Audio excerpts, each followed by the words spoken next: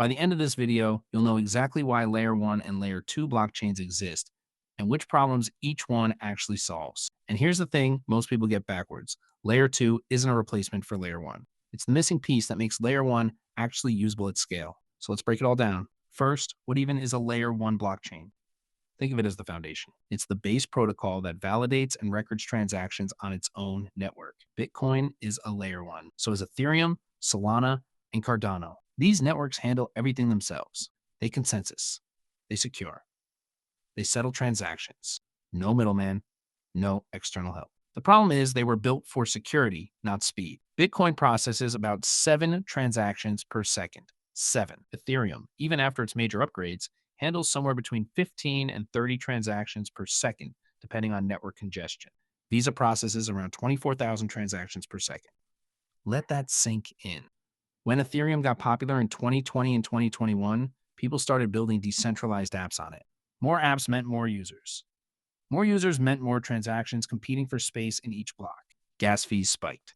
Suddenly, moving money on Ethereum cost $200, $300, some days more. A simple token swap became expensive enough that regular people got priced out entirely. That's not a bug. It's a consequence of how Layer 1 blockchains work. Every node in the network has to process every transaction. Security through redundancy. But redundancy is slow. Here's where Layer 2 comes in. A Layer 2 blockchain sits on top of a Layer 1 and handles transactions off the main chain. Think of it like a toll road built over a highway. The highway still exists.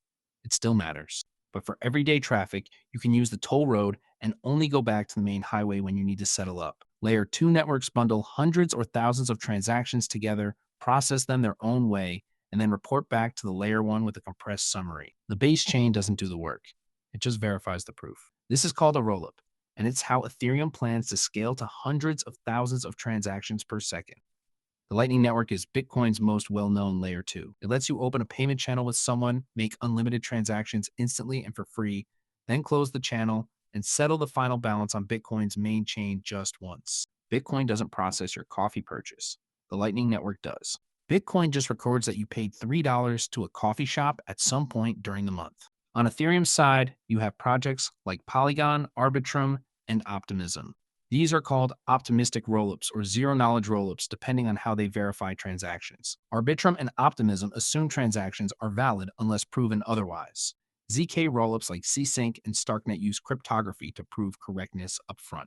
Both approaches move the heavy lifting off the main chain while inheriting Ethereum's security. Polygon processed over $1 billion in transactions during the 2021 NFT boom. Arbitrum hit $50 billion in total value locked by 2023. These aren't experiments anymore. They're infrastructure.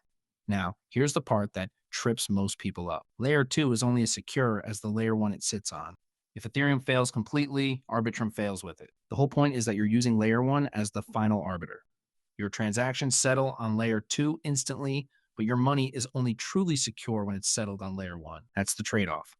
Speed and cost versus maximum security. This is why saying Ethereum is slow misses the point. Ethereum isn't supposed to be fast. It's supposed to be the most secure settlement layer humanity has ever built. Layer 2 handles the speed. Layer 1 handles the truth. If you're finding this useful so far, subscribe. I drop videos like this every week, and the next part is where it gets really interesting. Here's the real insight nobody talks about. Layer 1 is where value accrues long term. Layer 2 is where usage happens day to day.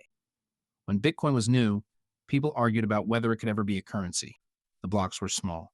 The fees were unpredictable. Critics said it would never scale. They were right about the base chain not scaling. They were wrong about Bitcoin not scaling because the Lightning Network exists. And now you can send Bitcoin to anyone on Earth for fractions of a cent instantly. The critics evaluated a toll road by looking at the highway underneath.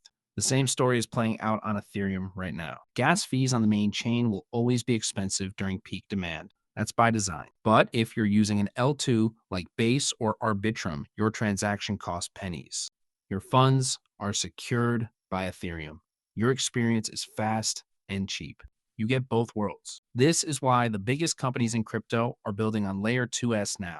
Coinbase launched Base, their own Ethereum L2, in 2023. They've been onboarding millions of users because Base handles the complexity while Coinbase handles the compliance. The user experience is seamless.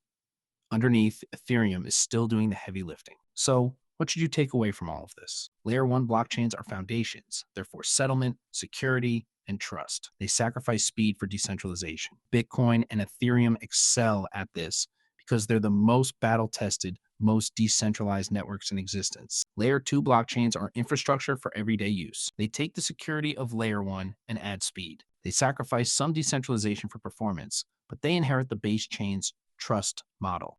The future isn't Layer 1 versus Layer 2.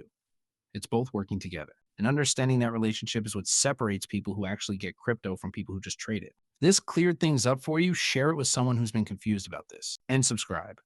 Next week, I'm breaking down something even more foundational. You won't want to miss it.